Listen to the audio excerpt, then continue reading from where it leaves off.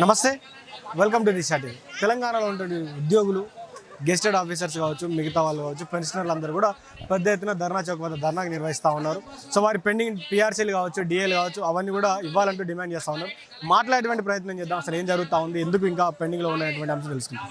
అన్న చెప్పండి, ముఖ్యంగా ఈ ధర్నా చేయడానికి గల కారణమే సార్? ఇప్పుడు మాకు మొట్టమొదటిసారిగా గవర్నమెంట్ డిగ్రీ లెక్చరర్స్కి 7th పిఆర్సీకి సంబంధించినటువంటి అమౌంట్ ఇంతవరకు ఏరియర్స్ 7th పిఆర్సీ దాదాపు 2016 రోజు దాదాపు 10 సంవత్సరాలు అయింది. 10 సంవత్సరాల నుంచి 4 లక్షల నుంచి 8 లక్షల రూపాయలు సిపిఎస్లో పెండింగ్లో ఉన్నవి. అసిస్టెంట్ ప్రొఫెసర్స్ కానీ అసోసియేట్ ప్రొఫెసర్లు అయిన తర్వాత కూడా అవి దాదాపు పెండింగ్లోనే ఉన్నవి. అవి దయచేసి ప్రభుత్వాన్ని కోరేది ఏంటంటే ఆ సిపిఎస్లో ఉన్నటువంటి మా అమౌంట్ని సిపిఎస్ఎస్లో ఏరియాస్ మామూలుగా సపరేట్ పోర్టల్ పెట్టారు. అవి క్లియర్ చేయాలని చెప్పేసి మనం రేవంత్ రెడ్డి గారి ప్రభుత్వాన్ని కోరుచున్నాం. అది అంతకుముందు ఎలక్షన్స్ మూమెంట్లో కూడా, ఎలక్షన్ టైంలో కూడా మేము రిప్రజెంట్ చేసినప్పుడు వారు మాకు ప్రామిస్ చేసినారు, ఖచ్చితంగా అవి క్లియర్ చేయమని చెప్పేసి అసోసియేట్ ప్రొఫెసర్లు అందరం మేము కోరినప్పుడు వారు ఖచ్చితంగా మేము ప్రభుత్వం వచ్చిన వెంటనే మీకు క్లియర్ చేస్తామని చెప్పేసి వాళ్ళు అనడం జరిగింది. అలాగే ఈహెచ్ఎస్కి సంబంధించి చాలామంది ఉద్యోగులు జబ్బు పడిపోవడం వల్ల మంచి కార్యక్రమాన్ని తీసుకున్నది గవర్నమెంట్ని మేము అభినందిస్తున్నాం. మంచి కార్యక్రమం ఏంటంటే ఈహెచ్ఎస్ని ఒక మంచి కార్యక్రమాన్ని ముందడుగు వేసిండ్రు. దాదాపు 3 నెలల నుంచి మా యొక్క బేసిక్ పేలో అమౌంట్ కట్ అవుతూ ఉన్నది. ఆ కట్ అయినటువంటి అమౌంట్ అక్కడ అక్యుములేట్ అవుతున్నది. గవర్నమెంట్ కూడా దానికి యాడ్ చేసేస్తే కొంత అమౌంట్ వచ్చినా కూడా కొంతమంది పేషెంట్లకు అది బెనిఫిట్ అయిపోతున్నది. చాలామంది క్యాన్సర్ పేషెంట్లు ఉన్నారు, చాలామంది పెరాలసిస్ పేషెంట్లు ఉన్నారు, హార్ట్ పేషెంట్లు ఉన్నారు. వాళ్ళందరూ లక్షల రూపాయలు డబ్బులు పెట్టి కార్పొరేట్ హాస్పిటళ్లలో తిరగడం అంటే చాలా ఇబ్బందిగా అయిపోతున్నది. ఖర్చు మొత్తం విపరీతంగా ఖర్చు అయిపోతున్నది. దయచేసి వాళ్ళ యొక్క ఈహెచ్ఎస్ని తొందరగా చేసేయాలి. అలాగే ఓపీఎస్ చాలామంది ఉద్యోగస్తులు ఓపీఎస్ఏ ముఖ్యంగా ప్రభుత్వం కూడా ఎట్ ద టైమ్ ఆఫ్ కాన్వాసింగ్ అప్పుడు రేవంత్ రెడ్డి గారు ఓపీఎస్ని మేము ఖచ్చితంగా ఇంప్లిమెంట్ చేస్తామని చెప్పడం జరిగింది. ఆ ఇంప్లిమెంట్ వాళ్ళ ప్రామిస్ని అడుగుతున్నాము. చాలా వేరే రాష్ట్రాలలో కూడా ఓపీఎస్ని ఇంప్లిమెంట్ చేశారు. అలాగే ఈ రాష్ట్రంలో కూడా మన యొక్క కాంగ్రెస్ గవర్నమెంట్ ఈ ఓపీఎస్ని ఇంప్లిమెంట్ చేయాలని చెప్పేసి మనస్ఫూర్తిగా కోరుచున్నాం. ఇక సరే మేడం, నేను జాయిన్ నేను 2016లో డిగ్రీ లెక్చరర్గా వచ్చాను. అప్పటి నుంచి నాకు రావాల్సిన ఐపీఆర్సీ అరియర్స్ రాలేదు. దాదాపుగా 4 లక్షలు పెండింగ్లో ఉన్నాయి. అండ్ అదే కాకుండా ఇప్పుడు కొత్త పిఆర్సీ కూడా అమలు చేయలేదు.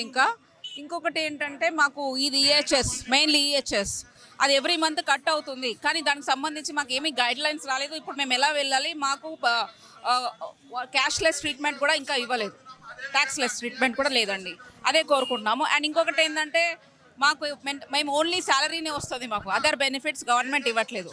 ముందున్న ప్రభుత్వం లాగానే శాలరీ మాత్రం ఫస్ట్కి వస్తుంది, విచ్ తెలంగాణ ప్రభుత్వం అప్పుడు రాలేదు, టీఆర్ఎస్ ఉన్నప్పుడు రాలేదు. అది ఒక్కటే బెనిఫిట్ ఇప్పుడు కాంగ్రెస్, మిగతా అన్నీ కూడా అలాగే పెండింగ్లో ఉన్నాయండి. ఈరోజు జరిగే ఈ ధర్నాలో 3 జిల్లాలు ఇప్పుడు జరుగుతున్నటువంటి సందర్భం కూడా మిగతా జిల్లా హెడ్ క్వార్టర్లలో అన్ని జిల్లాల్లో ధర్నాలు జరుగుతున్నాయి. ఇవి ఉద్యోగులు, ఉపాధ్యాయులు మరియు పెన్షనర్స్ అసోసియేషన్స్ అన్ని సంఘాలు కలిసి చేస్తున్న ఉద్యమం ఇది. ఈరోజే మన రేవంత్ రెడ్డి గారికి చెగబెట్టడం ప్రారంభమైంది. మరి ఎందుకు ఈ యొక్క గవర్నమెంట్ ఎందుకు దీనికి ఇంత లేటుగా చేస్తున్నది అనేది మేము ప్రశ్నిస్తున్నాం.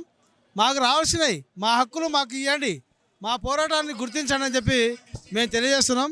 చాలా సమస్యలు లేదు. పిఆర్సీ 23లో రావాల్సిన పిఆర్సీ ఇప్పటికి ప్రకటన లేదు, రిపోర్టు లేదు.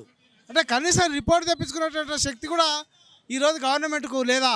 రిపోర్ట్ తెప్పించుకుంటే ఎంత పర్సెంటేజ్ మాకు రావాల్సిన పర్సెంటేజ్ ఎంతో అది మాకు ఇవ్వాల్సిన అవసరం. కనీసం డిఏలు కూడా 6 డిఏలు పెండింగ్లో ఉన్నాయి. ఈ 6 డిఏలను పెండింగ్లో పెట్టి ఈ గవర్నమెంట్ ఏం చేద్దాం అనుకున్నది? ఇట్లా దేశంలో ఏ గవర్నమెంట్ కూడా ఈ విధానాన్ని అనుసరిస్తలేదు. ఉద్యోగులకు ఫ్రెండ్లీ అనుకుంటేనే ఒక దిక్కు నష్టం చేస్తున్నది ఈ గవర్నమెంట్. కాబట్టి ఫ్రెండ్లీ గవర్నమెంట్ అని మేము అనుకోవాలా, లేకుంటే శత్రువుల గవర్నమెంట్ అని చెప్పి మేము ఎనిమిల గవర్నమెంట్ అనుకోవాలా? మాకు అర్థం కావడం లేదు. అందుకనే పోరాటాన్ని మేము ఉధృతం చేస్తా ఉన్నాం. అట్లే సిపిఎస్ అది కనీసం పెన్షన్ లేనటువంటి పద్ధతిని పెట్టిండ్రు. పెన్షన్ లేకుండా ఏం లేకుండా మా పైసలు మేము డిపాజిట్ చేస్తున్నాం 10%. మరి గవర్నమెంట్ డిపాజిట్ చేసే పైసలు ఎక్కడున్నాయి? మరి ఆ కనీసం లెక్క అయింది ఎన్ని కోట్ల రూపాయలు ఈరోజు జమ అయినాయి మా డబ్బులు. మరి ఆ డబ్బులను ఎప్పుడు మనకు లెక్క చూపిస్తుందో గవర్నమెంట్ మనకు ఆ విధంగా చూస్తలేదు. మరి అదేవిధంగా ఓపీఎస్ ఎవరైతే పెన్షనర్స్ ఉన్నారో వాళ్ళందరికీ కనీసం వాళ్ళ యొక్క హెల్త్ కార్డుల సమస్య చాలా ఉన్నది. ఆ సమస్యలను వెంటనే పరిష్కారం చేయాలని చెప్పి ఈ సందర్భంగా యాక్చువల్గా ఉద్యోగ ఉపాధ్యాయ కార్మిక పెన్షన్ల సపోర్ట్ తోటి గవర్నమెంట్ ఫామ్ అయింది. కాంగ్రెస్ గవర్నమెంట్ మేనిఫెస్టోలో ప్రకటించారు, మేము ప్రభుత్వం అధికారంలోకి వచ్చే వెంటనే మీ సమస్య తీరుతామని. 3 సంవత్సరాలు అవుతుంది, ఇంతవరకు ఎక్కడి సమస్య ఎక్కడే ఉంది. 6 డిఏలు పెండింగ్లు ఉన్నాయి. ఒక సాధారణ ఉద్యోగి 15,000 నుండి 21,000, 22,000 రూపాయలు నెలకు నష్టపోతున్నాడు. మరి ఆ డిఏల మూలంగా, అలాగే పిఆర్సీ ప్రకటించకుండా చాలా ఉద్యోగ ఉపాధ్యాయులకు పెన్షనర్లకు నష్టం కలిగజేస్తుంది గవర్నమెంట్. కాబట్టి ఈ గవర్నమెంట్ ఇప్పుడే కండు చేసి పోకుండా మరి దిగొచ్చి ఉద్యమ నాయకులతో అందరితోటి చర్చలు జరిపి ఉద్యోగ ఉపాధ్యాయ కార్మిక పెన్షన్కి అనుకూలంగా ఒక డిసిషన్ తీసుకుంటామని ఆశిస్తున్నాం. ఇది పెన్షనర్లు కావచ్చు, ఉద్యోగాలు చెప్తున్నటువంటి అంశం. ఏదైతే వారికి సంబంధించినటువంటి డిఏలు ఉన్నాయో 6 డిఏలు పెండింగ్లో ఉన్నాయి.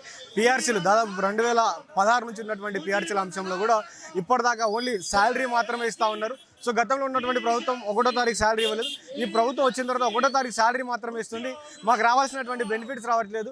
సో ఈహెచ్ఎస్ అంశంలో తీసుకున్నటువంటి కొత్త అంశాన్ని కూడా వాళ్ళు అభినందిస్తూ ఉన్నారు. కాబట్టి ఈ పిఆర్సీల డిఏల అంశంలో కూడా రాష్ట్ర ప్రభుత్వం ఒక క్లారిటీ ఇచ్చి ఈ ఉద్యోగులందరూ చేస్తున్నటువంటి ధర్నాను ఆపే విధంగా చర్యలు తీసుకొని ఉద్యోగులు ఇంత పెద్ద ఎత్తున చేస్తున్నటువంటి ధర్నాను ఏదైతే ఉందో, సో వాళ్ళు చెప్తున్నటువంటి డిమాండ్లు అన్నీ ఏవైతే ఉన్నాయో, 2వ పిఆర్సీ కావచ్చు, 6 పెండింగ్ డిఏలు కావచ్చు, 10,000 కోట్ల ఉద్యోగుల పెండింగ్ బిల్లులు ఏవైతే ఉన్నాయో వాటన్నిటిని కూడా త్వరగా పరిష్కరించి వారికి న్యాయం చేయాలని కూడా కోరుకుందాం. వీడియో జర్నలిస్ట్ మధుతో శ్రీకాంత్, దిశ టీవీ, హైదరాబాద్.